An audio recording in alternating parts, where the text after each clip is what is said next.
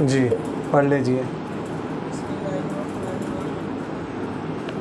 وأما النوع الثاني فما يستباح مع قيام السبب وتراخي حكمه كفطر المريض والمسافر يستباح مع قيام السبب وتراخى حكمه فيهما، ولهذا صح الأداء منهما ولو مات قبل إدراك عدة من أيام أخرى لم يلزمهما الأمر بالفدية. وحكمه أن الصوم أفضل عندنا لكمال سببه وتردد في الرخصة، فالعزيمة تؤدي معنى الرخصة من حيث تضمنها يسر موافقة المسلمين، إلا أن يخاف الهلاك على نفسه فليس له أن يبذل نفسه لإقامة الصوم، لأن الوجوب عنه ساقط بخلاف النوع الأول. وأما أتم نوعي المجاز كما وضع أن من الإس والأغلال فإن ذلك يسمى رخصة المجازة لأن الأصل ساقط لم يبق مشروعا، فلم يكن رخصة إلا مجازا من حيث هو نسخ تمحض تخفيفا. وأما النوع الرابع فما صغر عن العباد مع كونه مشروعا في الجملة كالعينية المشروطة في البيع سقط اشتراطها في نوع منه أصلا وهو السلم، حتى كانت العينية في المسلم فيه مفسدة للعبد. وكذلك الخمر والميتة سقط حرمتهما في حق المكره والمضطر أصلا للاستثناء حتى لا يسعهما الصبر عنهما. وكذلك الرجل سقط وصفه في مدة المسح أصلا لعدم سراية الحدث إليه. وكذلك قصد الصلاة في حق المسافر رخصة إسقاط عندنا، ولهذا قلنا إن ظهر المسافر وفجره سواء لا يحتمل زيادة. بس نہ کرنا خان. بسم اللہ الرحمن الرحیم. اللهم صل على محمد النبي الأمي وعلى آله وسلم تسلیما. وأما النوع الثاني، بہرحال دوسری قسم جو ہے فما وہ ہے استباح کہ مباح والا معاملہ کیا جاتا ہے، اباحت کا معاملہ کیا جاتا ہے مع قیام السبب، سبب کے قائم ہونے کے باوجود اور حکم کے مؤخر ہونے کی وجہ سے. جیسے مریض کا روزہ نہ رکھنا، مسافر کا نہ رکھنا. استباح مباح کیا گیا ان کے لیے افطار مع قیام السبب، سبب کے موجود ہونے کے باوجود، اور حکم اس کا مؤخر ہے ان دونوں میں روزے کا. یہی وجہ ہے کہ ادا صحیح ہے ان دونوں کی طرف سے. اگر وہ دونوں مر گئے قبل ادراک عدت من ایام اخر، دوسرے دنوں کی گنتی کے پانے سے پہلے، دوم پر لازم نہیں ہوگا فدیہ کا امر کرنا، وصیت کرنا. وحکم وہ اس قسم کا حکم یہ ہے کہ روزہ افضل ہے ہمارے لکمال سبب، کیونکہ اس کے سبب کے کامل ہونے کی وجہ سے، اور رخصت میں تردد ہے. فالعزیمت ہو، بس عزیمت تو رخصت کا معنی ادا کرتی ہے من حیث تضمنها، اس حیثیت سے کہ وہ شامل ہے مسلمانوں کی موافقت کی آسانی کو، الا یہ کہ اگر اس کو اپنے نفس پر ہلاکت کا خوف ہو، فلیس لہ، تو پھر اس کے لیے جائز نہیں ہے ان یبذل نفسہ کہ خرچ کرے اپنے نفس کو روزے کو قائم کرنے کے لیے. اس لیے کہ وجوب جو ہے نا، وجوب یا مطالبہ اس سے ساقط ہے بخلاف پہلی قسم کے. واما اتم نوع المجاز، بہرحال مجاز کی دو قسم میں سے جو اتم قسم ہے، جیسا کہ ہم سے ہٹا دیا گیا ہے وہ احکام میں اس سے، اس بوجھ میں سے، والاغلال اور توق میں سے. فإن ذلك، بے شک یہ جو ہے نام دیا جاتا ہے اس کو رخصت مجازی طور پر، لأن الاصل ساقط، اس لیے اصل تو بالکل یہ ساقط ہے، وہ تو مشروع ہی نہیں، باقی تو رخصت نہیں ہے مگر مجازی طور پر، اس حیثیت سے کہ وہ نسخ محض ہے تخفیف کرتے ہوئے.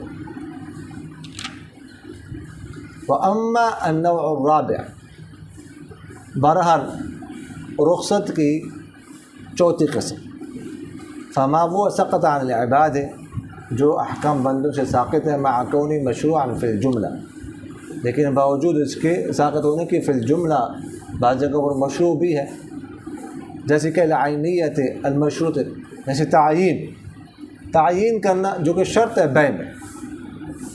سقط اشتراطها، اس کی شرط ساقط ہے بے کے ایک قسم میں بالکلیہ اور وہ بے سلم ہے، حتیٰ کہ تعین جو ہے نا مسلم فیہ میں یہ فاسد کر دیتے عقد کو۔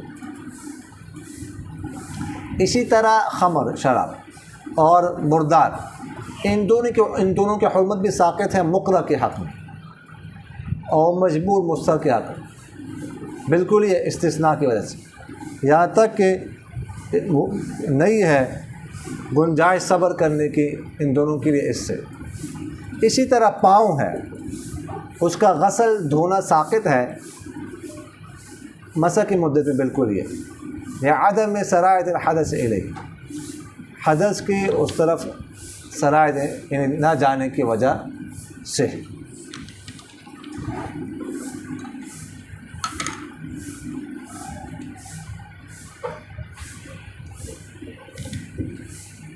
آپ کے ذہن میں ہوگا کہ رخصت کی اقسام ہم پڑھ رہے تھے۔ رخصت کی بنیادی دو قسمیں ہیں، رخصت حقیقی اور رخصت مجازیہ، پھر ہر ایک کی دو قسمیں ہیں۔ تو رخصت حقیقیہ کہ پہلی قسم احق ہم نے پڑھ لی تھی کل، دوسری قسم رخصت حقیقیہ غیر احق وہ پڑھنے لگے۔ تو فرماتے وہ اما النوع الثانی، دوسری قسم، تو دوسری قسم فرماتے ہیں فما یستباح مع قیام السبب، وہ ہوتا ہے کہ جس میں سبب حرمت تو موجود ہے لیکن حرمت موجود نہیں ہوتی، حرمت کا سبب تو موجود ہوتا ہے لیکن حکم موجود نہیں ہوتا۔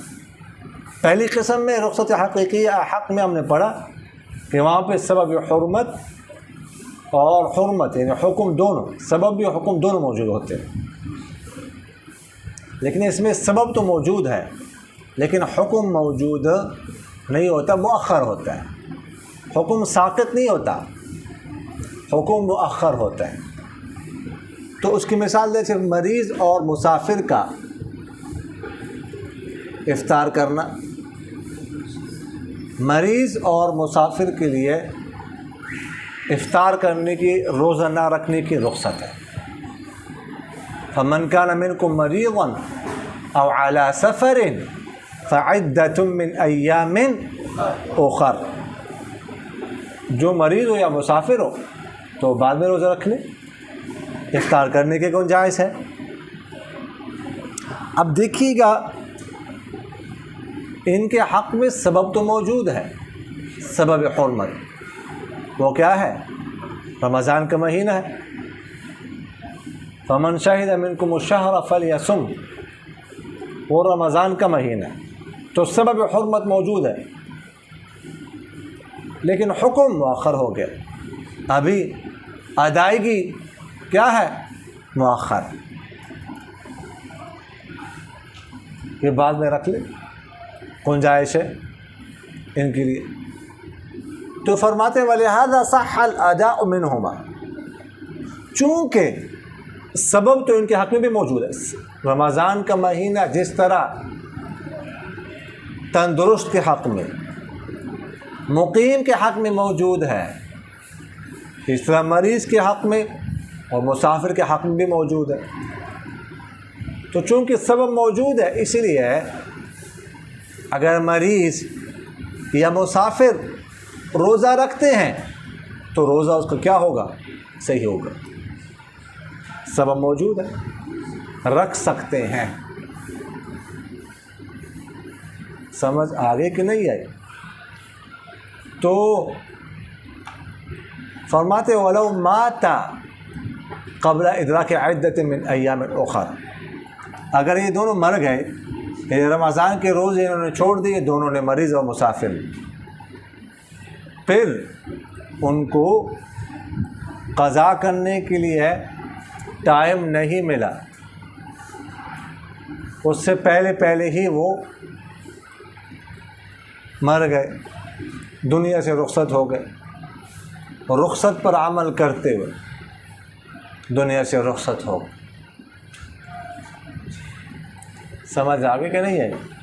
تو فرماتے ہیں ان پر فدیہ کے وصیت لازم نہیں ہے۔ اگر کسی کے ذمہ روزے رہتے ہوں نا تو مسئلہ یہ ہے کہ اب اگر وہ عاجز آ جائے، موت کا وقت آ جائے، تو اس کے لیے حکم یہ ہے کہ وہ کیا کر وصیت لے کے کہ میرے مرنے کے بعد جو میرے ذمہ روزے ہیں نا تو 1/3 جو میری وراثت ہے اس میں ان روزوں کا فدیہ ادا کیا جائے۔ یہ مسئلہ ہے شرعی۔ لیکن یہ مریض اور مسافر اگر اس سے پہلے ہی مر جائے تو موت سے پہلے ان پر فدیہ کی وصیت کرنا لازم نہیں ہے، اس لیے کہ ابھی جو ہے نا ان سے جو ہے نا ادائیگی مؤخر ہے، ابھی تو مطالبہ ہی نہیں ہوا نا، وہ تو جب یہ رمضان کا مہینہ گزر جائے گا اور سفر اور مرض ختم ہو جائے گا تب جو ادائیگی کا حکم ہے وہ ان کی طرف متوجہ ہوگا۔ تو ابھی تک تو ادائیگی کا حکم متوجہ نہیں ہوا۔ سمجھ آگے کہ نہیں آئی؟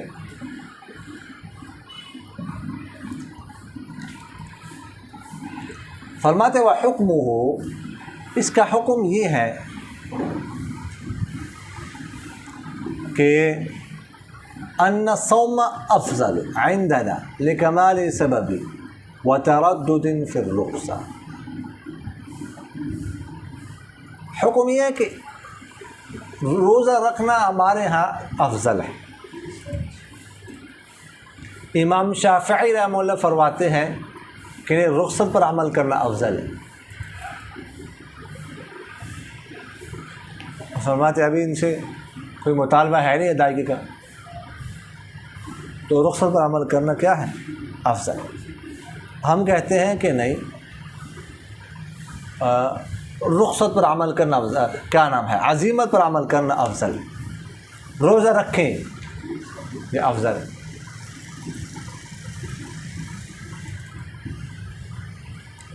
کیونکہ جو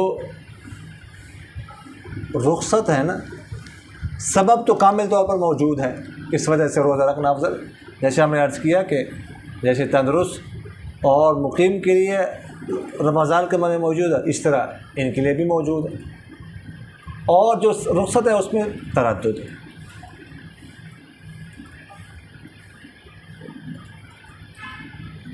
روزہ نہ رکھنے میں آسانی ہے، فی الحال سفر ہے تو اس حوالے سے چلو جسمانی راحت حاصل ہو جائے گی روزہ نہ رکھنے کی وجہ سے۔ مسافر کو بھی کبھی ادھر جانا ہوتا ہے کبھی ادھر جانا ہوتا ہے، اور مریض کو بھی ضرورت پڑتی ہے چلو کچھ کھانے کی، دوائی لینے کی، یا ویسے جسم میں سستی ہوتی ہے، مرض کی وجہ سے تھکاوٹ ہوتی ہے، تو روزہ رکھنے میں جسمانی تکلیف ہوتی ہے، نہ رکھنے میں جسمانی راحت ہوتی ہے۔ لیکن روزہ رکھنے میں بھی رخصت آسانی ہے۔ وہ کیسے؟ وہ اس طور پر کہ دیکھیے گا اب رمضان کا مہینہ ہے، سارے روزہ رکھ رہے ہیں تو روزہ رکھنا آسان ہے۔ سب جو ہے نا سحری کھا رہے ہیں، سب سحری کے لیے اٹھ رہے ہیں، تو اٹھنا سحری کے لیے آسان ہے۔ گھر والے سحری بنا رہے ہیں اپنے لیے، ابھی آپ کے لیے بھی بنائیں گے روزہ رکھنا۔ پھر سب کا منہ بند ہوگا دن کے وقت، پھر افطاری سب نے کرنی ہے، پھر تراویح بھی سب نے پڑھنی ہے، ٹھیک۔ پھر آپ جیسے بزرگ ہو کہ پھر تراویح کے بعد پھر الگ سے کئی پارے پڑھتے ہیں، قیام کرتے ہیں۔ سمجھ آگے کہ نہیں ہے؟ جی اب یہ مجھے نہیں پتہ کہ مدح بصورت مدح ہو رہی ہے یا ذم بصورت مدح، یہ تو آپ لوگ ہی سمجھتے ہو اس کو۔ سمجھ آگے کہ نہیں آئی؟ مختصر معانی آپ لوگ پڑھ رہے ہیں، سمجھ آ رہی کہ نہیں؟ اچھا جی، تو اس وجہ سے اس میں آسانی ہے۔ کیونکہ اگر بعد میں یہ روزہ رکھے گا رمضان کا مہینہ گزرنے کے بعد تو پھر لک پتہ جائے گا کہ سحری کے لیے اکیلا اٹھنا پڑے، بیوی کی مرضی ہوئی تو سحری تیار کی، نہ ہوئی تو نہ تیار کی، پھر دن کو بعد جب نکلے گا تو دیکھے گا کوئی آئس کریم کھا رہا ہے، تو کوئی پیزا کھا رہا ہے، کوئی بریانی کھا رہا ہے، کوئی چائے پی رہا ہے، کوئی ملک شیک پی رہا ہے، کوئی نسوار رکھ رہا ہے، سمجھ آ گئی؟ اور وہ بھی نسواری ہو تو اس کو بریانی کی فکر نہیں، پیزے کی فکر نہیں، اس کو فکر ہے کس چیز کی؟ نسوار کی۔ اگر کوئی چائے کا شوقین ہو تو اس کو کسی اور چیز کی، چائے کسی کو دیکھ کر پی رہا ہے بس اندر سے ہل جائے گا وہ۔ جی بلال کیا کہہ رہے ہیں؟ ناشتہ کرانا ہے بلال نے۔ تو یہ اس میں پھر تو یہ آسانی ہے عزیمت پر عمل کرنا، تو چونکہ رخصت متعدد، رخصت میں یسر یا سہولت متعین نہیں ہے، سمجھ آگے کہ نہیں ہے، اور دوسری جانب سبب کامل طور پر موجود ہے، اس لیے ہم کہتے ہیں کہ روزہ رکھنا اس کے لیے افضل۔ الا ان يخاف الهلاك على نفسه فليس له ان يبذل نفسه لإقامة الصوم۔ البتہ اگر اس کو ہلاکت کا خوف ہو کہ اگر میں روزہ رکھوں گا تو کیا ہو جاؤں گا؟ ہلاک ہو جاؤں گا، تو اس صورت میں پھر جائز نہیں ہے کہ وہ روزہ رکھ کر اپنے آپ کو ہلاک کرے، یہ پھر اس کے لیے جائز نہیں ہوگا، پھر اس صورت میں روزہ نہ رکھنا افضل ہو، اس لیے ان الوجوب عنہ، اس لیے کہ وجوب ادا جو ہے وہ کیا ہے؟ اس سے ساقط ہے۔ ساقط سے مراد ساقط تو نہیں ہے، ساقط کا مطلب ہے کہ بالکل ختم ہو گیا نا، ساقط سے مطلب متاخر ہے، ابھی مؤخر ہے اس سے، جیسے کہ اللہ تعالیٰ نے فرمایا فمن کان منکم مریضا او علی سفر فعدۃ من ایام اخر، بعد میں رکھے۔ البتہ پہلی قسم میں یہ ہے کہ مکرہ جو ہوتا ہے اس کے بارے میں یہ ہے کہ وہ اگر روزہ رکھتا ہے، روزہ رکھنے اولا روزہ رکھتا ہے تو شہید ہوگا، وہ گنہگار نہیں ہوگا، لیکن اس قسم میں اگر کوئی رکھتا ہے تو گنہگار ہوگا، ادھر ہم نے یہ بات عرض کی تھی، اس لیے کہ وہاں پر جو ہے نا سبب بھی موجود ہے اور حکم بھی موجود ہے، سمجھ آگے کہ نہیں ہے؟ تو اس لیے اس میں پہلے قسم میں یعنی رخصت حقیقی احق اور رخصت غیر حقیقی رخصت حقیقی غیر احق میں کیا ہے؟ فرق ہے۔ وَأَمَّا أَتَمُّ نَوْعِ الْمَجَازِ، رخصت کی تیسری قسم اور رخصت مجازیہ کی پہلی قسم، وہ کیا ہے؟ رخصت مجازیہ اتم ہے، کہ ہم نے عرض کیا تھا کہ جب عزیمت تمام اعتبارات سے کیا ہو؟ معدوم ہو، مفقود ہو، تو اس کے مقابلے میں جو رخصت ہوگی وہ رخصت مجازیہ اتم ہوگی۔ جیسے اس کی مثال دیتے ہیں، یہ جو ہے نا کما وضع عنا من الاسر، یہ لفظ اسر، اسر، اثر، یعنی حمزہ پر ضمہ، فتحہ اور اس کے نیچے کسرہ، تینوں طرح پڑھ سکتے ہیں۔ بوجھ کو کہا جاتا ہے، اغلال غل کی جمع ہے، توق کو کہتے ہیں۔ توق ایسے ہی نہیں گویا کہ گردن میں ایک جو ہے نا وہ لوہے کا گویا کہ آپ پٹا کہہ لیں، وہ ڈالا جاتا ہے، ایسے اوپر رہتا ہے پھر انسان کا سر۔ تو فرماتے ہیں مراد ان سے وہ احکام شاقہ ہے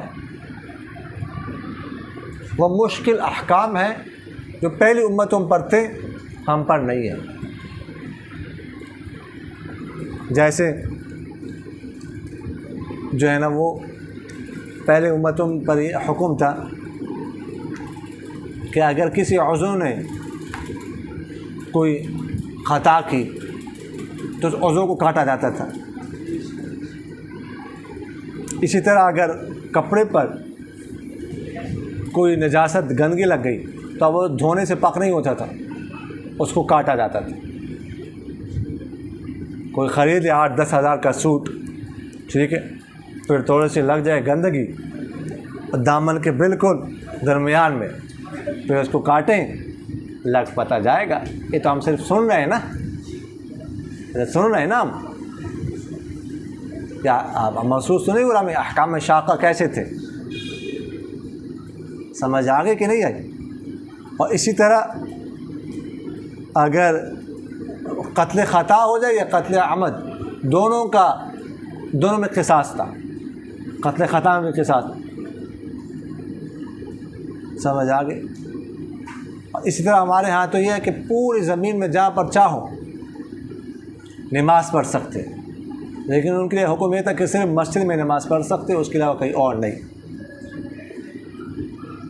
اور اس طرح ہمارے ہاں جو ہے نا وہ تیمم کا حکم ہے، مٹی کے ذریعے سے طہارت حاصل کرو، ان کے لیے تیمم کا حکم ہے صرف پانی۔ اور اس طرح جو حائض عورت ہوتی تھی تو اس کے ساتھ بالکل کسی طرح کے کوئی ملاوٹ، بیٹھنا اٹھنا کچھ نہیں، بس وہ الگ اس کو رکھتے تھے۔ اس کے ہاتھ سے کوئی چیز کھانا یا اس کا لیٹنا سونا یہ منع تھا۔ ہمارے شریعت میں تو صرف ٹیوشن پڑھانا منع ہے، تو باقی لیٹ سکتے ہیں، بیٹھ سکتے ہیں، باقی جگہ سے فائدہ حاصل کر سکتے، یا آپ لوگوں نے پڑھا ہے سر۔ اور اس طرح چربی ان کے لیے حرام تھی، اور اس طرح ہفتے کے دن شکار کرنا حرام تھا۔ اس طرح مال غنیمت نہیں استعمال کر سکتے، مال غنیمت میدان میں کسی جگہ یا پہاڑ پر رکھتے تھے، آگ آ کے اس کو جلاتی تھی وغیرہ ذالک۔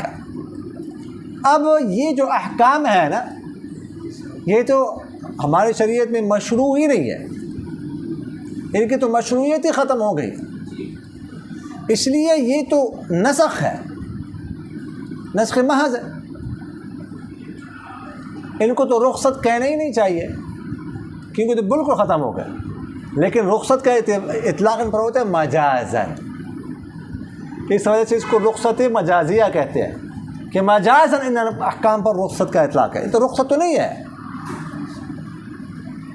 سمجھ آ گئی کہ نہیں آئی؟ رخصت تو عزیمت کے مقابلے میں ہوتی ہے نا، تو یہ تو کسی بھی موقع پر کسی بھی شخص پر مشروع ہی نہیں ہے، ان کی مشروعیت بالکل ہی ختم، اس لیے جو ہے یہ ہم سے ساقط ہے، اور مجازی طور پر ان کو رخصت کہتے ہیں۔ وَأَمَّا النَّوْعُ الرَّابِعُ، چوتھی قسم رخصت مجازی غیر اتم، اس کے بارے میں ہم نے پڑھا کہ رخصت مجازی غیر اتم کہتے ہیں کہ عزیمت بعض اعتبارات سے یا بعض جگہ پر معدوم مفقود ہو، اس کے مقابلے میں جو رخصت ہوگی وہ رخصت مجازیہ غیر اتم ہوگی۔ جیسے اس کی مثال دے رہے ہیں کہ مبی میں تعین کی شرط کیا ہے؟ ضروری ہے مبی متعین ہو، وہ مقدور التسلیم ہو، یعنی وہ بائع کی ملکیت میں ہو، یہ شرط ہے۔ لیکن بیع سلم میں یہ شرط نہیں ہے۔ بیع سلم میں اگر آپ تعینی مبی کی شرط لگاتے ہیں یا بائع کی ملکیت کی شرط لگاتے ہیں تو اسے عقد ہی فاسد ہو جاتا ہے، بیع فاسد ہو جاتی ہے۔ بیع سلم کسے کہتے ہیں؟ بیع العاجل بالعاجل، قیمت ابھی وصول کرنی ہے اور مبی کچھ عرصہ بعد. مبی تو ابھی بائع کے پاس ہوتی ہی نہیں ہے، تو تعین کیسے کریں گے؟ اب دیکھیے گا تعین بیع سلم میں تعین مبی کی شرط بالکل کیا ہے؟ ساقط ہے، بالکل ہی. سمجھ آگے کہ نہیں آئی؟ اس وجہ سے اس پر اطلاق رخصت کا جو ہوتا ہے وہ مجازی طور پر ہوتا ہے. لیکن چونکہ بعض جگہوں پر اس کے علاوہ بعض بیوؤں میں تو یہ شرط ہے نا، تو اس لیے مجاز ہونے میں عتم نہیں ہے، غیر عتم ہے. عتم ہو کہ بالکل ہی ہے وہ ساقط ہو جائے. عتم تب ہوتا جب تعین مبی کی شرط بالکل لیا کیا ہوتی؟ ساقط ہوتی. کسی بھی جگہ کسی بھی بیع میں وہ شرط نہ ہوتی. لیکن ایسے تو نہیں ہے، بیع سلم کے علاوہ باقی بیعوں میں تو شرط ہے نا، تو اس لیے مجازی طور پر اس پر رخصت کا اطلاق ہو رہا ہے، کیونکہ بیع سلم میں تو بالکل ساقط ہے نا، ثابت ہے نہیں. لیکن غیر عتم کیونکہ بعض جگہوں پر یہ شرط ہے. اس طرح خمر اور میتہ مستر کے حق میں اگر کوئی شخص مجبور ہے، کچھ نہیں مل رہا اس کو کھانے پینے کے لیے، سمجھ آ رہی کہ نہیں آ رہی؟ مرنے لگا ہے، صرف کیا ہے اس کے پاس؟ شراب ہے یا مردار ہے، بس یہ پینے کو مل رہا ہے یا مردار کھانے کو مل رہا ہے. اب اگر یہ شراب نہیں پیتا یا مردار نہیں کھاتا تو کیا ہو جائے گا؟ مر جائے گا. تو اس کے لیے ابھی کیا ہے؟ یہ جائز ہے کہ شراب پیے اور مردار کھائیں. اب یہاں پر جو ان کی حرمت ہے نا شراب کے اور میتہ کی، وہ ساقط ہے. یہاں تو بالکل ساقط ہے مستر کے لیے، اس لیے اس کو مجازی طور پر رخصت کہتے ہیں. لیکن اس کے علاوہ باقیوں کے لیے تو حرمت باقی ہے، اس لیے رخصت مجازی عتم نہیں بلکہ غیر عتم، یعنی بالکل یہ تو ساقط نہیں ہے کہ بس بالکل یہ شراب کی حرمت اٹھ کے ختم ہو گئی یا مردار کی حرمت ختم ہو گئی، ایسے تو نہیں ہے نا.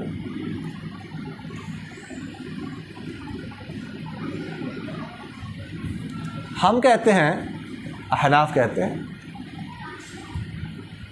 کہ مستر کے لیے خمر اور میتہ کی حرمت ختم، یہ اس کے حق میں حرام نہیں ہے.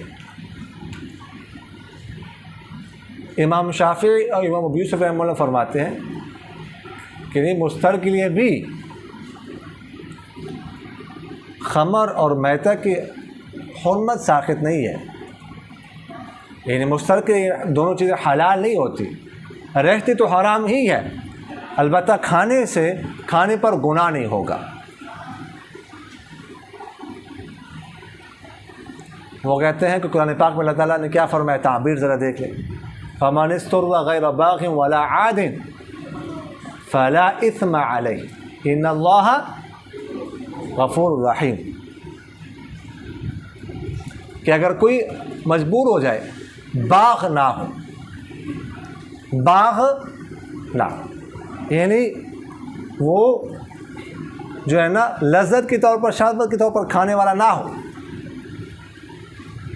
یہ نہ ہو کہ آج خنزیر کا گوشت ملا ہے، کھانا جائز ہے تو بناؤ اس میں باربیکیو، کڑھائی بنا دے اس میں. سمجھ آ گئی کہ نہیں آئی؟ والا عاد بھی نہ ہو، حد سے تجاوز کرنے والا، یعنی کہ 5 لقموں سے اس کی جان بچ سکتی تو 5 لقمے ہی کھائے، چھٹا نہ کھائے. تو فلا اثم علیہ، تو کہتے ہیں اس پر گناہ نہیں ہے، بے شک اللہ تعالیٰ بخشنے والا غفور رحیم. وہ کہتے ہیں کہ دیکھیے گا غفور کیوں کہا؟ اس لیے تو کہا، وہ دونوں حضرات فرماتے ہیں کہ اس نے حرام کھایا، لیکن اللہ تعالیٰ بخشنے والا ہے، اس پر گناہ نہیں ہوگا اس کو. فلا اثم علیہ غفور رحیم. یہ دونوں باتیں اس پر دلالت کرتی ہیں نا کہ یہ ان کی حرمت ساقط نہیں ہو، حرمت برقرار ہے لیکن گناہ نہیں ہے، اللہ تعالیٰ معاف کریں گے اس کو. جبکہ احناف فرماتے ہیں، امام یوسف کے علاوہ باقی حضرات، کہ حرمت ہی ختم ہوتی ہے، اب مستر کے حق میں یہ حرام ہی نہیں ہے.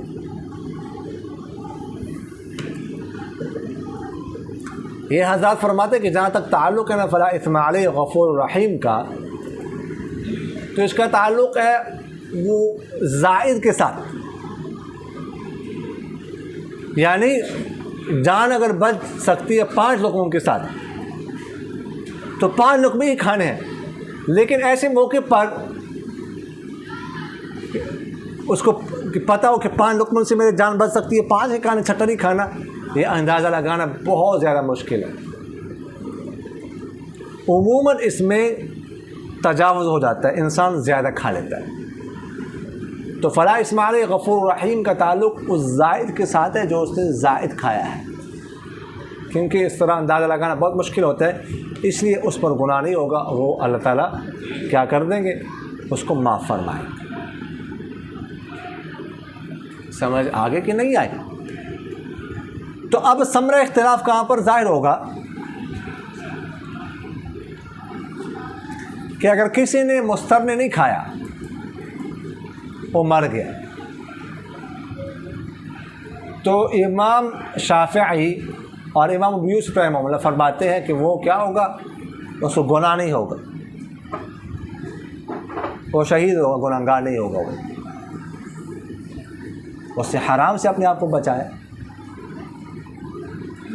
جبکہ احناف فرماتے ہیں گناہگار ہوگا اور شہید بھی نہیں ہوگا وہ، اس لیے گویا کہ اس نے خود اپنے آپ کو مارا، اس کے سامنے حلال چیز پڑی ہوئی تھی، وہ تو حلال ہو گئی تھی نا، وہ اسے نہیں کھائی تو گناہگار ہوگا. سمجھ آ رہی کہ نہیں آ رہی؟ اسی طرح ثمرہ اختلاف دوسری صورت میں ظاہر ہوگا کہ اگر کسی نے قسم اٹھائی کہ میں میتہ مردار نہیں کھاؤں گا، واللہ لا اکل میتۃ، مردار نہیں کھاؤں گا،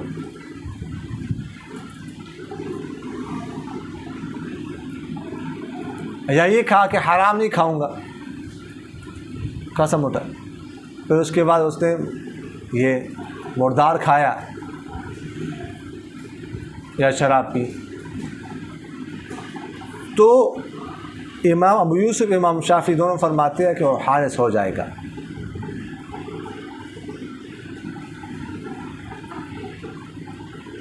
جبکہ باقی احناف فرماتے ہیں کہ وہ حانث نہیں ہوگا.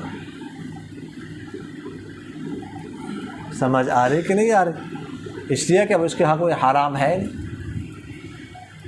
یہ تو حلال ہے. تو یہ ثمرہ اختلاف ہے. تو فرماتے ہیں وَكَذَلِكَ الْخَمْرُ وَالْمَيْتَةُ سَقَطَ حُرْمَتُهُمَا فِي حَقِّ الْمُكْرَهِ وَالْمُضْطَرِّ أَصْلًا، بالکل لِلْاِسْتِثْنَاءِ،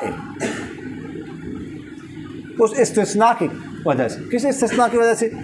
فرماتے ہیں وَقَدْ فَصَّلَ لَكُمْ مَا حَرَّمَ عَلَيْكُمْ، کہ اللہ تعالیٰ نے تمہیں تفصیل سے بیان کی وہ چیزیں جو تم پر اللہ تعالیٰ نے حرام کر دیا. إِلَّا مَا اضْطُرِرْتُمْ إِلَيْهِ، مگر تم مجبور کیے جاؤ ان چیزوں کی طرف. تو استثناء ہو گیا نا، تو مجبور گویا کہ مجبور کے لیے وہ چیزیں حرام نہیں ہے. تو استثناء سے مراد یہ استثناء ہے، إِلَّا مَا اضْطُرِرْتُمْ إِلَيْهِ. تو فرماتے حَتَّى لَا يَسَعُهُمَا الصَّبْرُ عَنْهُمَا، یہاں تک کہ ان دونوں کے لیے اس سے اپنے آپ کو نفس کو روکنے کی گنجائش نہیں ہے. اگر وہ مرے گا تو کیا ہوگا؟ وہ گنہگار ہوگا. وَكَذَلِكَ الرِّجْلُ سَقَطَ غَسْلُهُ فِي مُدَّةِ الْمَسْحِ أَصْلًا لِعَدْمِ سِرَادِ الْحَدَثِ إِلَيْهِ. فرماتے اسی طرح پاؤں ہے، پاؤں کا غسل بھی جب انسان نے موزے پہنے ہو تو بالکل یہ ساقط ہے. تو چونکہ یہ تو بالکل جب موزے پہنے تو ساقط ہے، پاؤں دھونا نہیں ہے، مسح کرنا ہے. اس کے حق میں تو بالکل ساقط، اس لیے اس پر رخصت کا اطلاق مجازی طور پر. لیکن باقیوں کے حق میں جنہوں نے موزے نہ پہنے ان کے حق میں تو غسل ساقط نہیں ہے نا. کیونکہ حکمت غسل باقی ہے، اس لیے رخصت مجازیہ غیر اتم نہیں ہے. سمجھ آگے کہ نہیں ہے؟ وما علینا الا